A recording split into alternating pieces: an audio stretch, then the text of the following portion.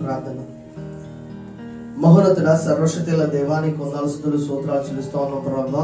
యేసయ్యా, నీ కృపచిత ప్రభా, ఇంకను ప్రభా యేసయ్యా ఇక్కడ ఉన్న ప్రతి ఒక్కరి ప్రభావ నింపి ముందు నడిపిస్తున్న విధానం బట్టి నీకు వందనాలు ప్రభా. అయ్యా, చెప్పబడిన ప్రతి సాక్ష్యం బట్టి నీకు వందనాలు ప్రభా. ఇంకను వారు అనేకమైన సాక్ష్యాలు చెప్పుదురు గాక ప్రార్థిస్తున్నాను ప్రభా. యేసయ్యా, నీకు వందనాలు ప్రభా. నువ్వు చేసిన ప్రతి మేలును ప్రభా ప్రతి ఒక్కరు పొందుకొని ప్రభా నీ సాక్షిగా ఇంకొన ముందు కద్దురు గాక ప్రార్థిస్తున్నాను ప్రభా. ఈ రోజు ప్రభా నీ లేఖనాల ద్వారా ప్రభా ప్రతి ఒక్కరు నేను మాట్లాడబోతున్నాగా ప్రభా. ప్రతి ఒక్క హృదయాలు ఇంకను ఉద్దేశపరచబడును గాక ప్రభా. దీవెనకరంగా గాక ప్రభా. బలముగా ఉండును గాక ప్రభా. నీ ఆత్మ బలము చేత వారి కద్దురు గాక ప్రార్థిస్తున్నాను ప్రభా. నజరేయుడైన యేసు నామములో వారి గృహంలో వారి కుటుంబంలో వారి వ్యక్తిగత జీవితంలో ప్రభా యేసయ్యా అశుభ వార్తలు గాని ప్రభా చీకటి అనే మాట గాని ప్రభా వ్యతిరేకత అనే మాట గాని ప్రభా ఉండకూడదు గాక ప్రార్థిస్తున్నాను ప్రభా. ఏదైనా ఆత్మ వీరి నిమిత్తమై ముందుగా కదులుతుండగా ప్రభా నిశ్చయంగా విషయపు యొక్క ధ్వని చేతన కదులుదురు గాక ప్రార్థిస్తూ నజరేయుడైన యేసు నామములో ప్రార్థించాడు విన్నాం పరమ తండ్రి. ఆమేన్, ఆమేన్, ఆమేన్, ఆమేన్. Praise the Lord. హల్లెలూయా. ఇవాళ దేవుడు ఆయనతో మాట్లాడడం ప్రారంభిస్తాడు. అబ్రామా, అబ్రామా, నువ్వు లేచి నీ తండ్రి ఇంటి నుండి నువ్వు బయలుదేరి రా, నేను నిన్ను ఆశీర్వదించబోతాను. నేను నిన్ను ఒక పట్టణానికి తీసుకెళ్లబోతాను. నిన్ను ఒక స్థలంలో నేను నిన్ను ఆశీర్వదిస్తాను. అక్కడ నువ్వు ఆశీర్వపడాలంటే ఈ స్థలంలో నువ్వు విడిచిపెట్టి రావాలి అని అంటా ఉన్నాడనమాట. ఎప్పుడైతే విడిచిపెట్టి రావాలన్నాడో అబ్రామ్ ఏం చేసినంటే దేవుని యొక్క వాగ్దానాన్ని కలిగి దాన్ని విశ్వసించి ఆయన రావడం ప్రారంభించాడు. దేవుని యొక్క వాగ్దానం ఎప్పుడైతే దేవుని యొక్క వాక్కు ఆయనకు ప్రత్యక్షమైందో దాన్ని కలిగి ఆయన రావడం ప్రారంభిస్తాడు. ఆయనకి ఎక్కడికి వెళ్తున్నాడో ఆ స్థలం ఏ విధంగా ఉంటుందో, ఎంత ఆశ్చర్యంగా ఉంటుందో, ఎవరు అట్లా ఆశ్రయిస్తాడో, ఎవరు అట్లా దీవిస్తాడో. ఆ కాలంలో ఉన్న డబ్బులు ధనము కంటే జంతువుల యొక్క సంఖ్య, ఆహారం యొక్క సంఖ్య ఎక్కువ ఉన్న వాళ్ళే ధనవంతులుగా పిలువబడుతూ ఉంటారు అనమాట. దేవుడు ఆయన ఆ విధంగా ఆశ్రయిస్తాడని అంటా ఉన్నప్పుడు ఈ అబ్రామ్ ఏం చేసినంటే దేవుని యొక్క పిలుపు మేరకు దాన్ని విడిచిపెట్టి రావడం జరుగుతోంది. వచ్చిన తర్వాత ఈ అబ్రామ్ యొక్క జీవితంలో కొన్ని సంవత్సరాలు పిల్లలేరు. దాని తర్వాత ఈయనకి పుట్టిన ఒకే ఒక కుమారుడు ఐజాక్. ఎవరైతే ఇస్సాకు ఉంటా ఉన్నాడో ఈ ఇస్సాకు ఎవరైతే ఉన్నారో ఈయన దేవుడు పరీక్షించిన తర్వాత ఈయన పెద్దవాడైనాడు. ఈయనకి పెళ్లి యొక్క వయసు వచ్చినది. ఎప్పుడైతే పెళ్లి యొక్క వయసు వచ్చినాడో అప్పుడు అబ్రాము తన దాసుడైన ఎలియాజర్ను పిలిచి కొన్ని మాటలు మాట్లాడడం ప్రారంభిస్తున్నాడు ఎలియాజర్ తోటి. ఎలియాజర్, నా కుమారుడికి ఒక మంచి అమ్మాయిని తీసుకొని రావాలి. ఎక్కడి నుంచి నువ్వు తీసుకొని రావాలంటే నేను ఏ దేశం నుంచి వచ్చినో, నేను ఏ ప్రాంతం నుంచి వచ్చినో, నా కుటుంబం ఎక్కడ ఉంటుందో ఆ ఊరు నుంచి నువ్వు వాళ్ళని తీసుకురావాలి అని అంటా ఉన్నాడు.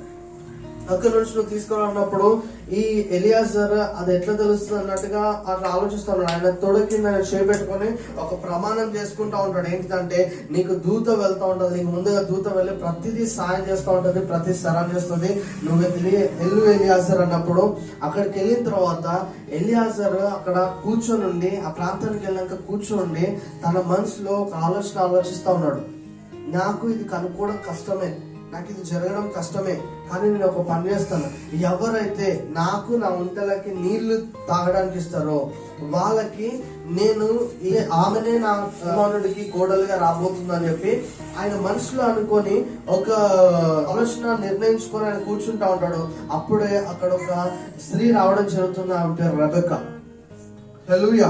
రెబెక్కా అక్కడ రావడం జరిగింది. అక్కడ రావడం వచ్చిన తర్వాత ఈయన ఆమెతో చెప్పడం జరుగుతుంది, అమ్మ మాకు దాహం నాకి, మాకు నీళ్ళు ఇవ్వండి అన్నప్పుడు ఈ రెబెక్కా వ్యక్తిగత పరిస్థితుల్లో ఆమె ఏం చేసిందంటే ఆ మాటకి ఆమె అంగీకరించి అదికి అలాగున్న దాసులకి అక్కడున్న ఒంటెలన్నిటికీ కూడా నీళ్లు త్రాగడానికి ఇచ్చింది. హల్లెలూయా. నీళ్లు త్రాగడానికి ఇచ్చిన తర్వాత ఆమెనే సరైన వ్యక్తి అని చెప్పేసి ఆ వ్యక్తి కనుగొని వాళ్ళ ఇంటికి వెళ్ళి వాళ్ళతో చెప్పి, నేను ఫలానా అబ్రామ్ యొక్క దాసుడుగా ఉంటా ఉన్నాను. సర్వశక్తుల దేవుడు నా దాసుని బాగా ఆశ్రయించాడు, దేవుడు తన కృప చేత నడిపించాడు. అయితే నా దాసుని యొక్క కుమారుడైన ఇస్సాకుకి వివాహ నిమిత్తమై రెబెక్కాని దేవుడు నిర్ణయించుకున్నాడు కాబట్టి అన్నప్పుడు ఆ కుటుంబం కూడా దేవుని యొక్క శక్తిని ఎరిగిన వ్యక్తులు కాబట్టి దాన్ని అంగీకరించి నువ్వు వెళ్ళడానికి ఇష్టపడుతున్నావు అంటే తన కుమార్తెని ఎవరు తెలవని ఒక ప్రాంతానికి, ఏ ప్రాంతంలో ఏ దేశంలో ఉన్న తెలవని దగ్గరికి తన కుమార్తెని ఇవ్వడం జరుగుతా ఉంది. హల్లెలూయా. ఇవ్వడం జరుగుతా ఉంది. మూడోది ఏం జరుగుతుందంటే ఈమెకి చాలా రోజులు గర్భం తెరవబడలేదు. ఈ వ్యక్తిగత పరిస్థితుల్లో ఈమె ఒక గర్భం తెరవబడలేదు, ఈమె పిల్లలు లేరు. అట్లాంటి సమయంలో ఇస్సాకు దేవునికి మొరపెట్టినప్పుడు దేవుడు ఇస్సాకుకి ఒక వాగ్దానం ఇచ్చి, ఇదిగో చిన్నవాడు పెద్దవాడిని ఏలబోతా ఉన్నాడు అని ఒక వాగ్దానం ఇచ్చి, దేవుడు ఏం చేసిందంటే ఈ రెబెకాకి ఒక గర్భం తెరిచి 2 కవల పిల్లల్ని దేవుడు అనుగ్రహించాడు. హల్లెలూయా. Twins from first generation. హల్లెలూయా. మొట్టమొదటి ట్విన్స్ అన్నమాట. ఒకటేసారి వీళ్ళిద్దరు పుట్టినారు. ఆ 2 పుట్టినలో పెద్దవాడు ఉంటా ఉన్నాడు, చిన్నవాడు ఉంటా ఉన్నాడు. ఈ 2 చిన్నవాడులో ఒక్క వ్యక్తి యొక్క మనస్తత్వము, స్వభావం ఏంటంటే ఈ వ్యక్తి వేటగాడు, బయటికి వెళ్ళి వేటాడి తన తండ్రికి వాటిని తీసుకురావడం జరుగుతూ ఉన్నమాట. రెండో వాడు ఎవరి దగ్గర ఉంటున్నాడంటే తన తల్లి దగ్గర నుండి ఆయన సాధువుగా పెరగడం జరుగుతూ ఉన్నది. అయితే ఈ రెబెకా ఎవరైతే ఉన్నారో ఈ రెబెకాకి యాకోబు అంటే చాలా ఇష్టం. హల్లెలూయా. యాకోబు అంటే చాలా ఇష్టం. తండ్రికి ఏమో పెద్ద కుమారుడు ఇష్టం, ఎందుకంటే కష్టపడి వేటాడి తీసుకొస్తా ఉన్నాడు అని చెప్పి. కానీ చిన్న కుమారుడేమో తల్లికి బాగా ఇష్టం. అయితే ఈమెకు ముంగట ఒక దృశ్యం జరుగుతోంది. ఏంటిదంటే తన తండ్రి పెద్దవాడిని సంపూర్ణంగా ఆశీర్వదించాలనుకుంటా ఉన్నాడు. పెద్దవాడిని సంపూర్ణంగా ఆశించాలనుకున్న మాటని ఈ రెబెకా విని ఆమె ఏం చేస్తుందంటే ఈ వ్యక్తికి ఒక డ్రామా ప్లే చేయడం ప్రారంభించింది. ఇవన్నీ కూడా నేను ఇంట్రడక్షన్ చెప్తాను, ఇంకా వాక్యానికి వెళ్ళి తొందరపడకండి. నేను పరిశుద్ధాత్మ యొక్క ప్రేరణ బట్టి ఇవన్నీ ఇంట్రడక్షన్ చెప్తాను. ఇవన్నీ చదివిస్తే వెళ్ళిపోతారు మీరు అందరికి వెళ్ళి. హల్లెలూయా. కాబట్టి ఇంట్రడక్షన్ గా నేను ఈ మాటలు చెప్తాను. ఈమె ఏం చేస్తుందంటే ఇదిగో తమ్మి ఇట్లా చేయబోతున్నా అని చెప్పి మంచి మీ యొక్క దాన్ని వధించి మంచి రుచికరంగా వండించి యాకోబుకి అదిచ్చి తీసుకెళ్లి ఆ యాకోబు తినే విధంగా చేస్తే యాకోబు తను ఆశీర్వదించే విధంగా చేసింది. హల్లెలూయా. నిజానికి రెబెకా చేసింది తప్పు అన్న వాళ్ళు కొంతమంది ఉంటారు, ఒప్పు అన్న వాళ్ళు కొంతమంది ఉంటా ఉన్నారు. ఈ ఇస్సాకు తల్లి ద్వారా పుట్టబడాడంటే వాగ్దానము చేయబడిన వ్యక్తిగా పుట్టబడినాడు. కానీ యేసుక్రీస్తు దేవాది దేవుడు, సృష్టికర్త దేవుడు ఇస్సాకుకి నేను నీకు కుమారుని ఇవ్వబోతా ఉన్నాను, పెద్దవాడు పైన చిన్నవాడు అధికారం చెలాయించబోతున్నాను. ఎవరితో చెప్పినాడు?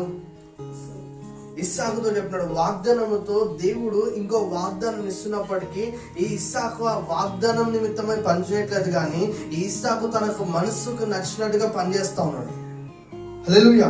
కానీ వాగ్దానము ఇవన్నీ ఏం తెలవకపోయినా రెబెకా ఆత్మ సంబంధంగా పనిచేయడం ప్రారంభిస్తా ఉంది. హల్లెలూయా. రెబెకా ఆత్మ సంబంధంగా పనిచేయడం ప్రారంభిస్తా. ఆమె ఏం చేస్తుందంటే దేవుని యొక్క వాగ్దానం ఏందో అది చేసే పని చేస్తా ఉంది. కానీ బిబ్లికల్ గా బయట బాహ్యంగా చూస్తే మనుషులకు ఏమనిపిస్తుంది అంటే అది తప్పు అనిపిస్తూ ఉంటది. కానీ అక్కడ జరగబడుతున్న మాట ఏంటంటే ఆమె ఇస్సాకుకి దేవుడు ఆల్రెడీ చెప్పినాక కూడా ఇస్సాకు దేవునికి వ్యతిరేకంగా అక్కడ నిలబడుతూ ఉన్నాడు. ఏశావును ఆశీర్వదించడానికి ఇష్టపడతా ఉన్నాడు మాంసం కోసం. హల్లెలూయా. మనిషి మాంసం తీసుకురాబేట నేను ఖచ్చితంగా నేను ఆశిస్తున్నాను, తృప్తిపరుస్తాను, తిని తృప్తిపడి నేను ఆశిస్తాను అంటుంటే రెబెకా ఏం చేస్తుందంటే తండ్రి యొక్క వాగ్దానం ఏదుందో ఆమెకి తెలియకుండా కూడా ఆ లైన్ లో ఆమె నడవడం ప్రారంభిస్తోంది.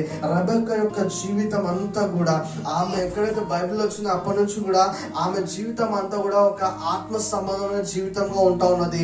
ఆమెకి ఆ ఊరు తెలియదు, ఆ పేరు తెలియదు, కానీ దేవుడు ఆమెను పిలుచుకున్నాడు. పిలుపుని బట్టి ఆమె రావడం జరుగుతుంది. ఇస్సాకుకి భార్యగా ఉండడం జరుగుతోంది. దేవుని కోసం ఆమె వాగ్దానం చేయబడిన పుత్రులను ఆమె కనడం ప్రారంభిస్తోంది. కన్న పుత్రులను మంచిగా దేవుని యొక్క కృప చేత పెంచడం ప్రారంభిస్తా ఉన్నది. ఎవరైతే ఇష్టడుగా ఉంటా ఉన్నాడో యాకోబు, ఈ యాకోబు పుట్టక ముందే దేవుడికి తెలుసు. దేవునికి యాకోబు పైన ప్రేమాన్ని కాదు, కానీ యాకోబుని దేవుడు ఆ విధంగా ఆశీర్వాదంతో పుట్టినాడు, వాగ్దానంతో పుట్టినాడు. ఏంటంటే ఖచ్చితంగా చిన్నవాడైన వ్యక్తి పెద్దవాడిని ఖచ్చితంగా ఏలుతా ఉంటాడు. హల్లెలూయా. ఖచ్చితంగా ఆయన ఏలుతాడు అని చెప్పేసి రాయబడుతూ ఉన్నది. ఎక్కడైతే వాగ్దానం ఉన్నదో దాని ఇస్సాకులో అది నెరవేర్పు లేకపోయినప్పటికీ రెబెకాలో దాని యొక్క నెరవేర్పు ఉంటా ఉన్నది. రెబెకాకి యొక్క అనంటింగ్ వేరు. ఎప్పుడు మనం ఏమంటాం అంటే రెబెకా ఇస్సాకు అన్నప్పుడల్లా వివాహం అన్ని విషయాల్లో ఘనమైనది. రెబెకాని ఇస్సాకు చూడగా అంటూ ఉంటారు. హల్లెలూయా. ఇస్సాకుని రెబెక్క చూడగా అని చెప్పేసి ప్రతి పెళ్లిలో కూడా రెబెక్క ఇస్సాకు గురించి ఉంటాం, కానీ రెబెక్క లోపల దేవుని యొక్క ఆత్మ పనిచేయగలుగుతూ ఉంటది. రెబెక్క దేవుని యొక్క వాగ్దానం కోసం, దేవుని యొక్క ప్రత్యేకమైన వాటి కోసము ముందు కట్టగలుగుతూ ఉంటది. ఆత్మ సంబంధమైన వారిని అపేక్షించిన వారు ఎవరైతే ఉంటారో వారి జీవితము ఆత్మ సంబంధంగా పనిచేయడం ప్రారంభిస్తూ ఉంటది. మీ అందరికీ గత వారం నేను చదివిస్తున్నాను. మరొకసారి కొన్ని వాగ్దానాలు, ఏ వాగ్దానంలో యాకోబుకి ఇచ్చినాడో కొన్ని మాటలు చదువుకుందాం. ఆదికాండము 27వ అధ్యాయము 26వ వచనం నుంచి కొన్ని మాటలు చదువుతాం. తర్వాత అతని తండ్రి అయిన ఇస్సాకు, నా కుమారుడా, దగ్గరకు వచ్చి నన్ను ముద్దు పెట్టుకోమని అతనితో చెప్పాను. మొత్తం కన్ఫర్మ్ చేసుకున్నాడు ఈయననే ఏషావు అని చెప్పి. అప్పుడు చెప్తున్న మాట ఏంటంటే, నువ్వు నా దగ్గరకు వచ్చి నన్ను ముద్దు పెట్టుకోమని చెప్పాను. అతడు దగ్గరకు వచ్చి అతని ముద్దు పెట్టుకొనెను. అప్పుడు అతడు అతని వస్త్రములను వాసన చూచి అతని దీవించి ఇట్లనెను. అప్పుడు అతను వస్త్రం యొక్క వాసన చూసి ఆయన దీవించడం ప్రారంభించాడు. ఇదిగో నా కుమారుని సువాసన యెహోవా దీవించిన చేని సువాసనం వలె ఉన్నది. ఈయన యొక్క సువాసన దేవుని చేత నుంచి చేయబడిన ఒక సువాసన లాగుంటా ఉన్నదంట. ఆకాశపు మంచును, భూసారమును, విస్తారమైన ధాన్యమును, ద్రాక్షరసమును దేవుడు నీకు అనుగ్రహించును గాక. జనములు నీకు దాసులగుదురు, జనములు నీకు సాగిల పడుదురు. నీ బంధు జనులకు నువ్వు ఏలికవై ఉండుము. నీ తల్లి పుత్రులు నీకు సాగిల పడుదురు. నిన్ను శపించు వారు శపింపబడుదురు, నిన్ను దీవించు వారు దీవింపబడుదురు గాక. ఇస్సాకు యాకోబును దీవించుటైన తర్వాత యాకోబు తన తండ్రి అయిన ఇస్సాకు ఎజ్రా నుండి బయలుదేరి వెళ్ళిన తక్షణమే అతని సహోదరుడైన ఏశావు వేటాడవచ్చెను. హల్లెలూయా. ఆ విధంగా ఇస్సాకు తన కుమారుడిని దీవించడం ప్రారంభించాడు. ఏశావు అనుకొని యాకోబుని దేవుని యొక్క నిర్ణయం బట్టి, దేవుని యొక్క వాగ్దానం బట్టి చేయబడిన వ్యక్తిని ఆయన దీవించడం ప్రారంభించాడు. ఆయన వెళ్ళిపోయిన వెంటనే, ఆశ్రమం తీసుకొని వెళ్ళిపోయిన వెంటనే ఏశావు రావడం జరుగుతోంది. ఏశావుతో మళ్ళీ ఇస్సాకు మాట్లాడడం జరుగుతోంది. ఈయన నేను మాంసం తెచ్చుకొస్తున్న తండ్రి, నేను వచ్చేసిన తండ్రి అని చెప్పేసి మాట్లాడుతుంటే, ఏశావు మళ్ళీ ఇంతసేపు ఎవరిని ఆశ్రయించాను, ఇంతసేపు నేను ఎవరితో మాట్లాడను అంటే, అదే నీ సహోదరుని నేను పరిపూర్ణంగా ఆశీర్వదించేసినాను, నీ సహోదరుని నేను పూర్తిగా ఆశ్రయించాను. ఎట్లా ఆశ్రయించిన అంటే, ఆస్తి పత్రాలు పంచి కాదు, ఇల్లు పంచి కాదు, లేకపోతే ఆ విధంగా పంచి కాదు, కానీ దేవుని యొక్క వాగ్దానమును బట్టి, దేవుని నాకు ఇచ్చిన వాగ్దానం బట్టి సంపూర్ణంగా నేను ఆశ్రయించినప్పుడు ఏశావు దాన్ని విని బాగా బాధపడుతూ ఉంటాడు, బిగ్గరకి ఎక్కలేస్తూ ఉంటాడు. తర్వాత ఏశావును కూడా ఇస్సాకు 2 మాటలు దీవిస్తూ ఉంటాడు. కింద వర్షంలో ఏమవుతూ ఉంటాడంటే, 27వ అధ్యాయము 41వ వర్షం నుంచి కొన్ని మాటలు చదువుకుందాం. తన తండ్రి యాకోబుకి ఇచ్చిన దీవెన నిమిత్తము ఏశావు అతని మీద పగపట్టెను. మరియు ఏశావు, నా తండ్రిని కూర్చిన దుఃఖ దినములు సమీపముగా ఉన్నవి, అప్పుడు నా తమ్ముడైన యాకోబును చంపెదననుకొనెను. రిబ్కా తన పెద్ద కుమారుడైన ఏశావు మాటలను కూర్చి వినినప్పుడు ఆమె తన చిన్న కుమారుడైన యాకోబును పిలువనంపి అతనితో ఇట్లనెను, ఇదిగో నీ అన్నయ్య ఏశావు నిన్ను చంపెదనని చెప్పి నిన్ను గూర్చి తను తాను ఓదార్చుకొనుచున్నాడు. అర్థమైందా మాట? మరొకసారి ఈ 42వ వర్షము ఒకసారి చదువుతాం. 42వ వర్షం. నా తమ్ముడైన యాకోబును చంపెదననుకొనెను. రిబ్కా తన పెద్ద కుమారుడైన ఏశావు మాటలను గూర్చి విన్నప్పుడు ఆమె తన చిన్న కుమారుడైన యాకోబును పిలువనంపి అతనితో ఇట్లనెను, ఇదిగో నీ అన్నయ్య ఏశావు నిన్ను చంపెదనని చెప్పి నిన్ను గూర్చి తను తాను ఓదార్చుకొనుచున్నాడు. అర్థమవుతుంది అక్కడ?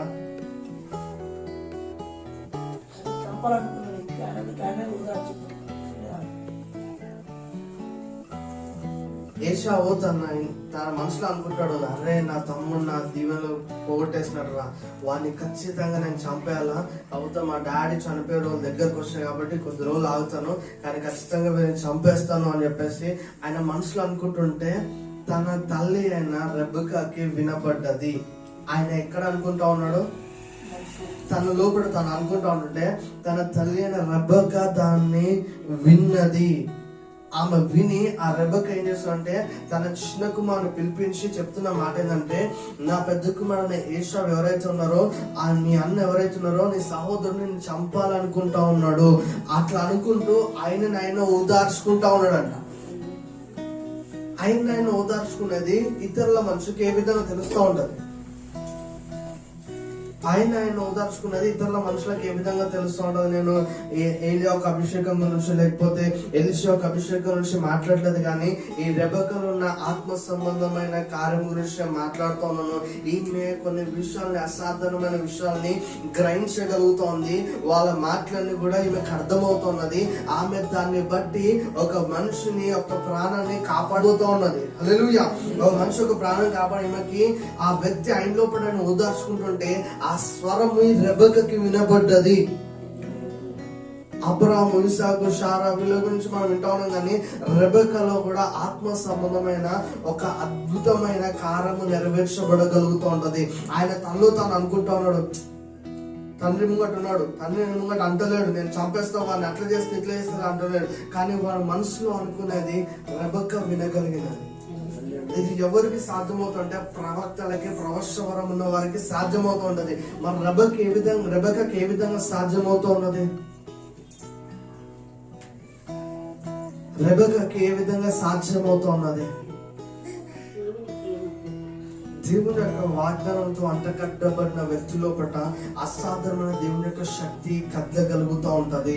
రెబెక్క వాగ్దానం చేయబడిన ఒక ఇస్సాకుతో అంటకట్టబడుతున్నప్పుడు దేవుని యొక్క నిర్ణయం చొప్పుననే ఆయన చెప్పినాడు ఎలియాజరు తోటి, నీకు ముందుగా ఒక దూత వెళ్తాది, అది అన్ని సిద్ధపరుస్తుంది అని చెప్పేసి ఎలియాజరు తోటి ఎట్లయితే చెప్పినాడో అదే విధంగా ఈ రెబెక్క ఎన్నికింపబడ్డది. ఈ రోజు నువ్వు కూడా అదే విధంగా ఎన్నికింపబడినావు. ఈ భూలోకంలో నువ్వు అన్యుడిగా ఉన్నప్పుడు, అన్యురాలుగా ఉన్నప్పుడు దేవుడు నిన్ను ఏ విధంగా పిలుస్తా ఉన్నాడు అంటే, నడుచున్న యేసుక్రీస్తు ప్రభు వారికి వధువుగా దేవుడు మనల్ని సిద్ధపరుస్తా ఉన్నాడు అనమాట. ఆయన త్వరగా రాబోతా ఉన్నాడు. ఆయన యొక్క మహిమను ఈ భూమి పైన కనపరచబోతా ఉన్నాడు. నీకు తెలుస్తుందో తెలియదో తెలియదు, కానీ నువ్వు ఆటోమేటిక్ గా దేవుని యొక్క వాగ్దాలు నెరవేర్చే ఒక కృపలోనికి వచ్చినావు.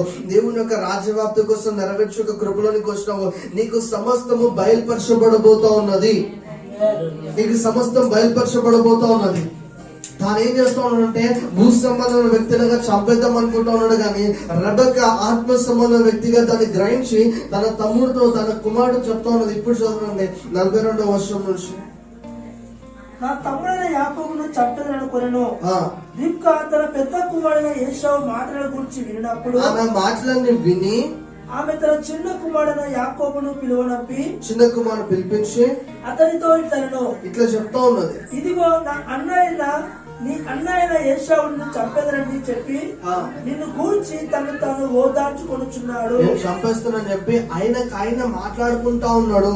కాబట్టి నా కుమారుడా, నీవు నా మాట విని లేచి ఆరారులో ఉన్న నా సహోదరులకు లాభాలతో పారిపోయి నీ అన్న కోపము చల్లారు వరకు, నీ అన్న కోపము నీ మీద నుండి తొలగి నీవు అతను చేసిన అన్నిటినీ అతను మరచు వరకు లాభాలతో కొన్నాళ్ళు ఉండుము. దేవుని యొక్క లేఖనం ఈరోజు ముగింపబడుతుంది. స్టార్టింగ్ మాత్రమే పరిశోధకుడు చాలా విషయాలు మనకు దేవుడు బయలుపరచబోతున్నాడు. అయితే ఇక్కడ రాబడుతున్న మాట ఏంటంటే, ఈ రెబెక్క ఏం చేస్తుందంటే ఆ మాట విని తన తమ్ముడితో క్లియర్ గా చెప్తా ఉన్నది. ఏమని చెప్తా అంటే, అరే బాబు, మీ అన్న తన్ను తాను ఓదార్చుకుంటా ఉన్నాడు, తనలో కూడా తాను ఓదార్చుకుంటాడు, ఎవరితో చెప్పట్లేదు నేను మనం చంపేస్తారా, నేను అట్లా చేస్తారా అంటలేడు. ఆయన లోపల అనుకున్న విషయాన్ని రెబెక్కకి వినబడి ఆయనను పిలిపించి ప్రవచనం చెప్తా ఉన్నది. ఇదిగో నేను చంపాలనుకుంటున్నాను. ప్రవచనం ఏం చేస్తుందంటే మనకి డైరెక్షన్ చూపిస్తూ ఉంటది, ఎటువైపు వెళ్ళిపోతే మేలుకరంగా ఉంటది అని చెప్పేసి. కాబట్టి ఈ వ్యక్తికి డైరెక్షన్ చెప్తున్నప్పుడు ఎంత క్లియర్ గా డైరెక్షన్ చెప్తా అంటే, నువ్వు వెళ్ళి లాభాన్ని ఎవరైతున్నారో మీ మామ దగ్గరికి వెళ్ళు. ఆమె ప్రవచిస్తా ఉన్నది, నువ్వు అక్కడికి వెళ్ళి అక్కడ నివాసం చేస్తా ఉండు అని అంటున్నాడు. ఈ లాభాన్ని ఎలాంటి వ్యక్తి అంటే, నేను ఇట్లా ఆశ్రయింపబడం గల కారణం ఏందని శకునగాల దగ్గరికి వెళ్ళి చూసినప్పుడు యాకోబు ద్వారా నేను ఆశ్రయింపబడ్డానని చెప్పి తెలుసుకున్న వ్యక్తి ఉంటా ఉన్నాడు. హల్లెలూయా.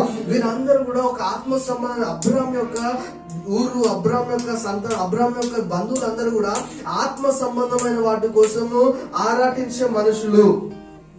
హల్లెలూయా. ఆత్మ సంబంధమైన వెతికే మనుషులు, ఆత్మ సంబంధమైన ఉంటే వాటికి అట్రాక్ట్ అయ్యే మనుషులు, ఆత్మ సంబంధమైన ఉంటే వాటితో నడిపింపబడే మనుషులు అనమాట. ఈ 2022లో నువ్వు ఆత్మ సంబంధమైన నడుచుకున్న యేసుక్రీస్తు ప్రభుతో అంటకట్టబడినట్లయితే నీ జీవితంలో ఇలాంటి సాక్ష్యాలు మొదలు కాబోతా ఉన్నాయి. నీ జీవితంలో ఇలాంటి వాగ్దానాలు మొదలు కాబోతా ఉన్నాయి. నువ్వు అంటకట్టబడ్డ వ్యక్తి ఎవరున్నారో ఆయన నడిపించబోతా ఉన్నాడు. ఆయన నడిపించబోతా ఉన్నాడు. ఈమె క్లియర్ గా ప్రామిస్ చెప్తోంది, నువ్వు అక్కడికి వెళ్ళు, నువ్వు ఎవరిని వివాహం చేసుకోవద్దు, అక్కడున్న మనుషులు మాత్రం వివాహం చేసుకో. ఎందుకంటే అక్కడున్న భక్తులు ఎంతైనా ఆత్మ సంబంధమైన వాటిని అపేక్షించగల మనుషులు. కాబట్టి ఆమె ఏం చేస్తుందంటే ఇంకో సహవాసానికి అనగా ఇంకొక డైరెక్షన్ లో ఆత్మ సంబంధమైన సహవాసానికి ఆమె ఆయనని ప్రొఫెసీ చెప్పి నడిపించడం ప్రారంభిస్తా ఉన్నది. ఈ రోజు దేవుని యొక్క ఆత్మ నీతో మాట్లాడుతున్న మాట ఏంటంటే యేసుక్రీస్తు ప్రభువారికి సిద్ధమవుతున్న మనము కూడా, వధువుగా సిద్ధమవుతున్న మనము కూడా దేవుని యొక్క ఆత్మని కలిగి ముందుకు వెళ్ళగల సామర్థ్యమై అంటా ఉన్నాము. హల్లెలూయా. వాగ్దానం చేయబడిన పుత్రుడు సైతము వాగ్దానాన్ని మర్చిపోయి ఆశీర్వదించడానికి సిద్ధమవుతున్నప్పటికీ పిలువబడిన అనురాలైన రెబెక్క మాత్రము తెలవకుండానే ఆ వాగ్దానాన్ని కరెక్ట్ గా లైన్అప్ చేస్తా ఉన్నది. ఆ వాగ్దానం కరెక్ట్ గా లైన్అప్ చేస్తా ఉన్నది. ఇంకో విషయం ఏంటంటే ఆమె ప్రవచించగల శక్తి ఆమె లోపల ఉంటా ఉన్నది. ఇప్పుడైతే మనము ఆమె లోపల ప్రవచనం ఉంది అని అనుకుంటా ఉంటాం, కానీ అప్పట్లో ఆమెకు అది తెలవకుండానే ఆ మనుషులు అనుకున్నది మనసుకి వినబడి క్లియర్ లైన్స్ తోటి ఆమె చెప్పడం ప్రారంభిస్తా ఉంది. ఎదుగో ఇట్లా ఉంటా ఉన్నది, కాబట్టి నువ్వు జాగ్రత్త ఉండవు, నువ్వు పారిపోతా ఉన్నావు, ఇక్కడ ఉండవు అని చెప్పేసి ఆ విధంగా తెలియజేయడం ప్రారంభిస్తా ఉన్నది. దేవుని యొక్క వాగ్దానాలు నమ్మదగినవి, దేవుని యొక్క వాక్కులు చాలా చాలా నమ్మదగినవి. పరిశుద్ధాత్మ దేవుడు నీ జీవితంలో ఖచ్చితంగా కార్యం చేయడానికి సామర్థ్యుడే ఉంటా ఉన్నాడు. నువ్వు రెబెక్క లాగా ఆత్మ సంబంధమైన వెతకడానికి కనుక ఇష్టపడినట్లయితే సమస్తము దేవునికి బయలుపరచబోతా ఉన్నాడు. సమస్తం దేవునికి బయలుపరచబోతా ఉన్నాడు. సమస్తం దేవునికి బయలుపరచబోతా ఉన్నాడు. రెబెక్క గురించి మామూలుగా మనం వింటా ఉన్నాం, కానీ ఆమె అసాధారణమైన దేవుని యొక్క శక్తి గల వ్యక్తి. ఆమె ఏం చేసిందంటే 12 గోత్రముల గురించి ఆమె కాపాడడం ప్రారంభించింది. ఆమె యాకోబును తన కుమారుని కాపాడుకోవట్లేదు, కానీ 12 గోత్రముల దీవెన కోసం ఆమె ప్రయాసపడ్డది. ఆ 12 గోత్రములని ఆమె పంపుతుంది, యాకోబును కాదు కానీ 12 గోత్రములను ఆమె పంపుతా ఉన్నది. ఇవన్నీ ఆత్మ సంబంధంగా అవి వెనకాల జరుగుతూ ఉన్నాయి, కానీ రెబెక్క దానికోసము ప్రాకులాడుతూ ముందు కదులుతూ ఉన్నది. తర్వాత 12 గోత్రం మంది ఇశ్రాయేలు ప్రజలు బహు సైన్యముతో ఇప్పుడు ఉంటా ఉన్నారు. హల్లెలూయా. ఆమె చేసిన ఒక చిన్న ప్రయత్నము, ఆమె చేసిన వాగ్దానంలో లైన్అప్ చేసిన ఆ చిన్న పని ఏం చేసిందంటే అనేకమైన ఆశ్రయాన్ని ఆమె రుచి చూడగలిగింది తన కుమారుడు యొక్క జీవితంలో. యాకోబు దీవెన అన్నిటిని కూడా ఆశ్రయకరంగా ఉన్న ప్రతి కూడా ఆయన దీవెనకరంగా అనుభవించి ముందుకు కదిలాడు. కాబట్టి రెబెక్కలో మనము చూడవలసిన ఒక అద్భుతమైన విషయం ఏంటంటే తాను ఆత్మ సంబంధమైన వ్యక్తి, అసాధారణమైన వాటిని కనుగొనగల వ్యక్తి. కాబట్టి ఈ రోజు దేవునితో నాతో మాట్లాడుతున్న మాట ఏంటంటే ఆత్మ సంబంధం నువ్వు వెతుకుతూ ఉండాలి. అప్పుడు ఆత్మ సంబంధం నీ లోపల ప్రారంభింపబడగలుగుతూ ఉంటది. ఆత్మ సంబంధమైన వాటి కోసం నువ్వు ప్రయాసపడుతూ ఉండాలి. దీవెనలు ఖచ్చితంగా వెంటాడుతూ ఉంటది. దేవుడు నువ్వు దీవించును గాక. ఆమేన్. లేచిపడదాం, ప్రార్థన చేసుకున్నాం. దేవుడు అసాధారణ పనులని చేయగల సామర్థ్యుడే ఉంటా ఉన్నాడు. రెబెక్క ఓపిక కలిగి అక్కడున్న మనుషులకి, అక్కడున్న వంటలకి నీళ్లు పోయడం ప్రారంభిస్తా ఉన్నది. తన బలమంతా ఉపయోగిస్తా ఉన్నది. తర్వాత ఆమెనే ఎన్నికింపబడ్డ వ్యక్తిగా తన యజమానుడికి దాసురాలుగా ఉండగలుగుతా ఉన్నది. ఎప్పుడైతే ఇస్సాకుని ఆమె కనుగొనబోతా ఉన్నదో ఆ టైంలో ఆమె కళ్ళు ఎత్తి ఇస్సాకును చూసినది ఎవరైనా అని అడిగింది. ఆమె కళ్ళు తెరవబడ్డాయి. ఆమె కళ్ళు ఎత్తి చూస్తా ఉన్నది. నువ్వు ఇప్పుడు నన్ను పైకెత్తి అని రాయబడుతూ ఉంటుంది బైబిల్ గ్రంథంలో. నీ కళ్ళను పైకెత్తి నీలో ఉన్న యేసుక్రీస్తు ప్రభువును చూడగలుగుతా ఉన్నావా? నీ కళ్ళు పైకెత్తి నీతో ఉన్న పరిశుద్ధాత్మ దేవుని చూడగలుగుతా ఉన్నావా? నువ్వు ఆయనతో సహవాసం చేయగలుగుతా ఉన్నావా? వాగ్దానం చేయబడిన ప్రతిదీ నీ జీవితంలో నెరవేర్చబడగలుగుతా ఉంటావి.